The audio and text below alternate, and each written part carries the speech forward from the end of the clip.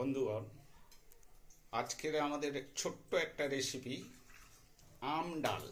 প্রথমে দেখছেন কড়াতে জল দিয়েছি, দিয়ে ডালটা দিয়ে দিলাম, মুসুর ডাল দিয়ে একটু সেদ্ধ করে নেব। বন্ধুরা দেখতে পাচ্ছেন ডাল সেদ্ধ হয়ে গেছে মোটামুটি।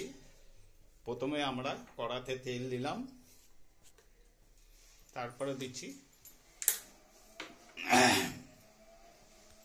দিলাম শুকনো লঙ্কা একটা, তারপরে দিলাম কালো জিরে,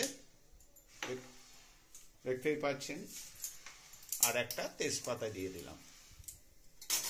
দিয়ে একটু ভালো করে ওইটাকে ভেজে নিয়েছি। এরপরে কেটে রাখা পেঁয়াজগুলো দিয়ে দিলাম, একটুখানি হালকা করে নেড়ে ছেড়ে নিয়ে এইবারে দেখছেন কেটে রাখা আমটা দিয়ে দেওয়া হচ্ছে। হালকা করে একটু আমটাকে ভেজে নিতে হবে। কত সিম্পল একটা সুন্দর রেসিপি আম ডাল। ওর সাথে পরিমাণ মতো নুন দেওয়া হলো, আর দেওয়া হচ্ছে হলুদ গুঁড়ো 1 চা চামচ,